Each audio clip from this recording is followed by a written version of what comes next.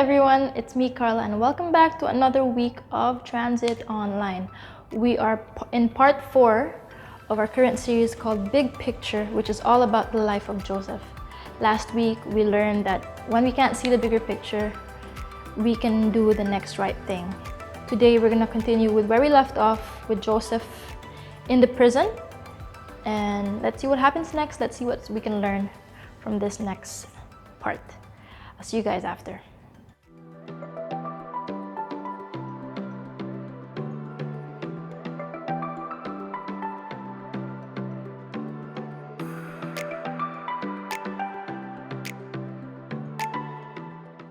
I'm so sorry.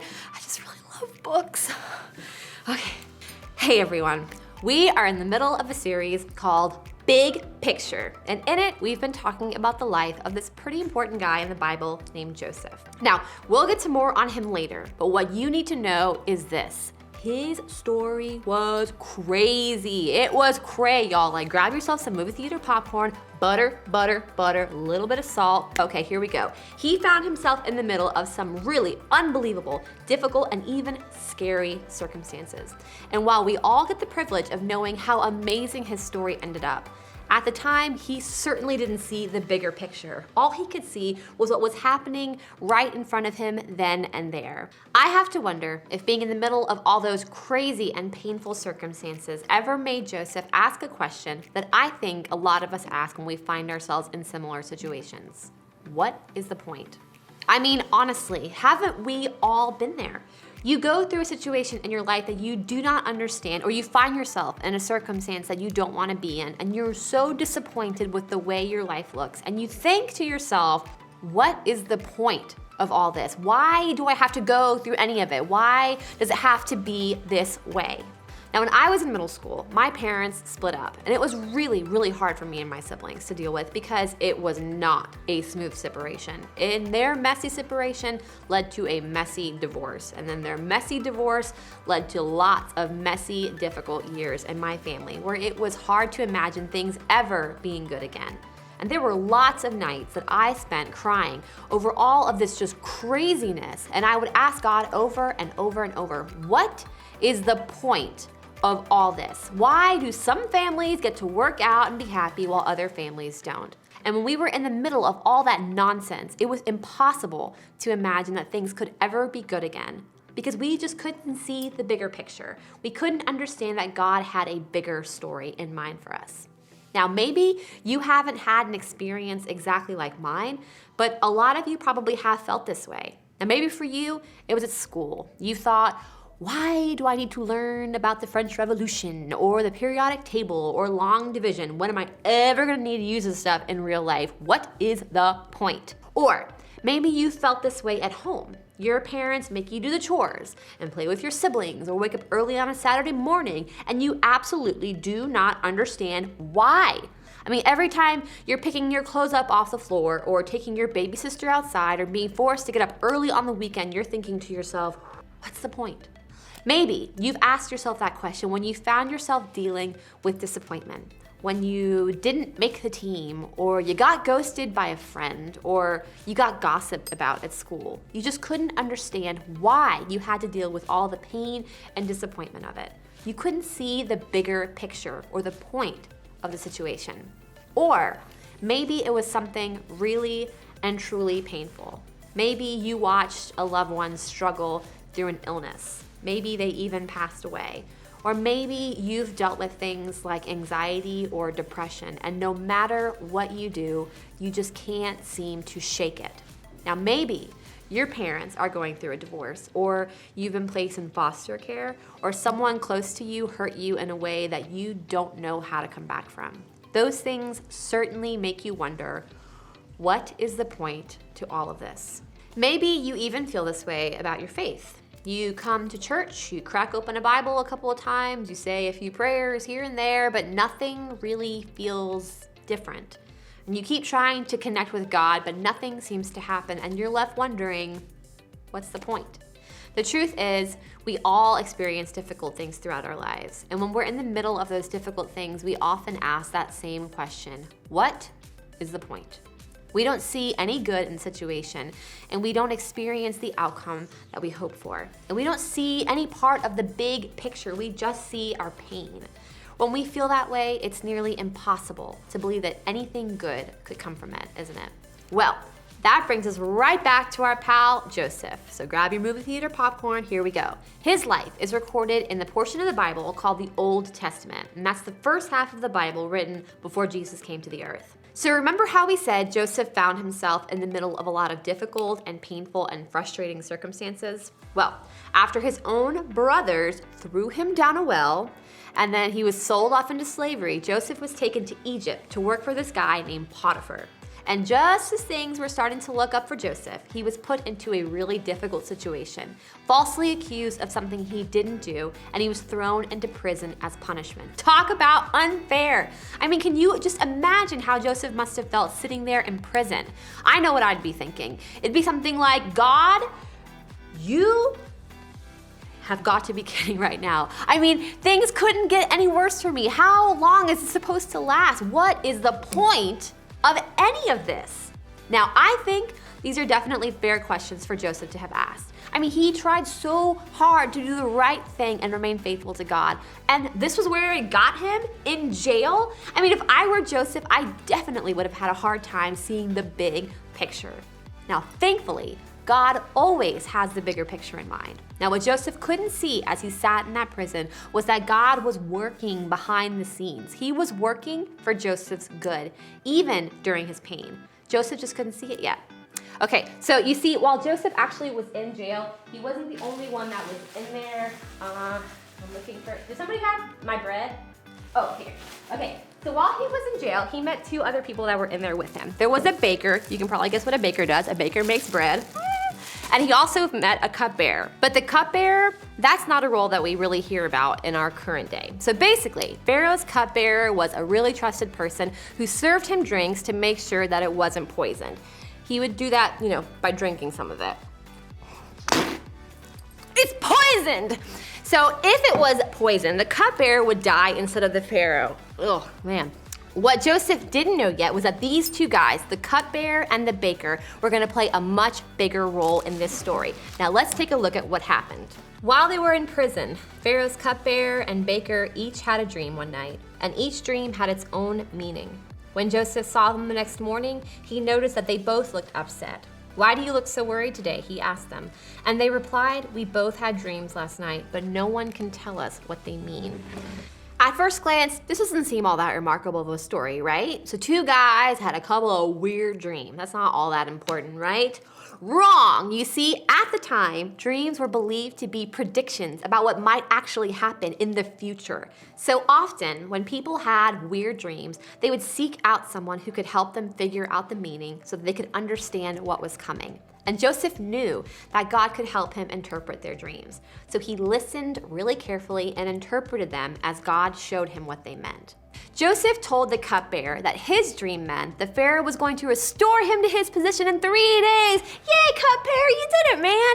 And then Joseph predicted that the baker's dream meant that in 3 days the Pharaoh was gonna kill him. Not great news. I would much rather be the cupbearer in this scenario, wouldn't you? Sorry, baker. Either way, after Joseph helped these two guys understand their dreams, he had just one request for the cupbearer.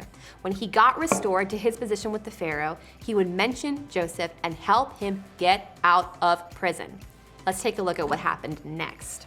Pharaoh's birthday came 3 days later, and he prepared a banquet for all his officials and staff.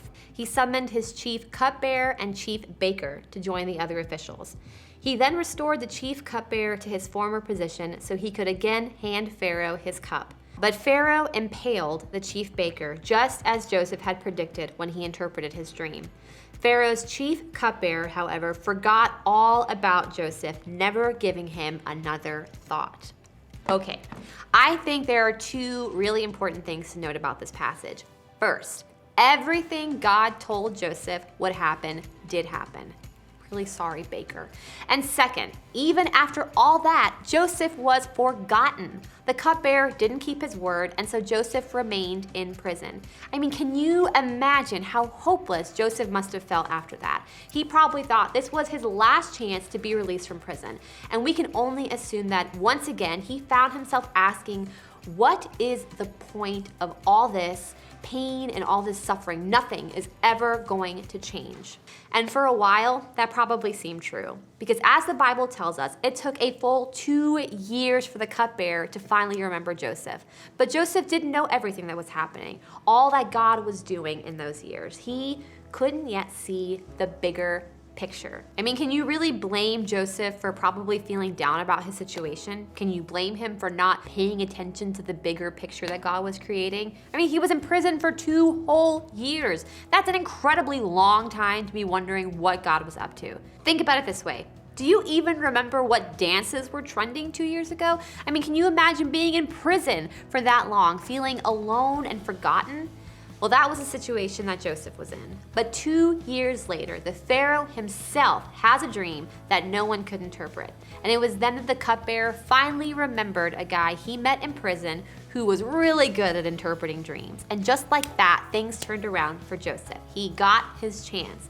The Pharaoh called on him to interpret his own dreams, and God helped Joseph to do it. So let's take a look at what happened after that. Then Pharaoh said to Joseph, "Since God has revealed the meaning of the dreams to you, clearly no one else is as intelligent or wise as you are. You will be in charge of my court, and all my people will take orders from you. Only I, sitting on my throne, will have a rank higher than yours." Finally, after all of the struggle and suffering, after slavery and imprisonment and abandonment, Joseph finally got the good news that seemed like it would change his life for the better. And it was about time, right? But here's the thing.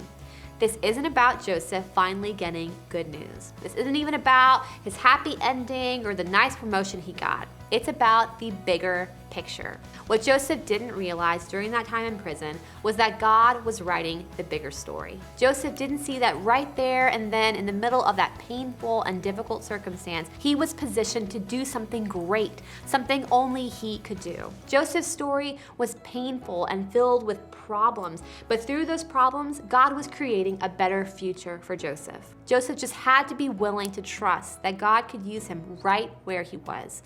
That even during Joseph's pain and problems, God was working behind the scenes for his good. And the same can be true for you. We may never understand why we're dealing with the things we're dealing with or why we are facing our circumstances, but we can trust that just like there was for Joseph, there is a bigger picture for us.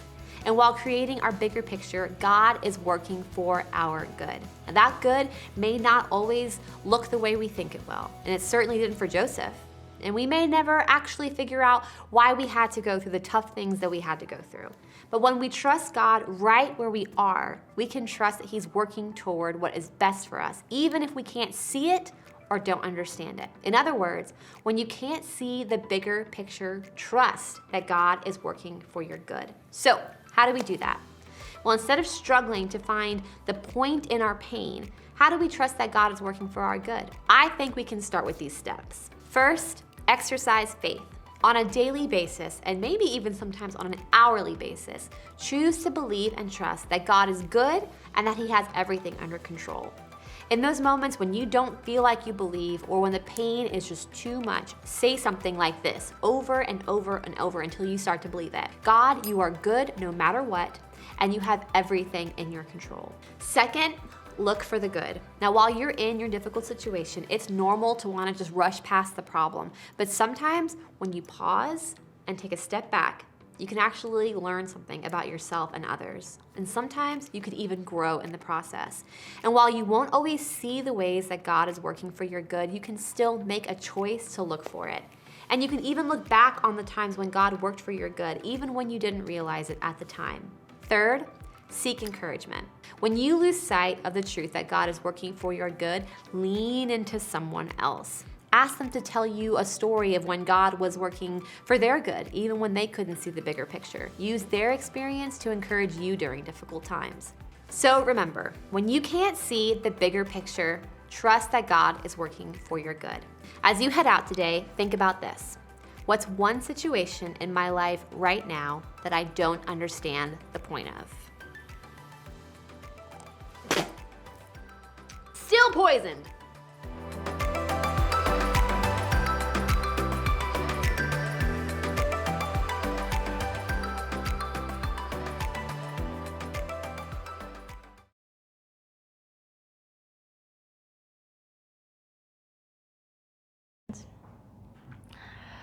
What's the point? We ask that a lot, right? Especially when things are hard or when things don't make sense.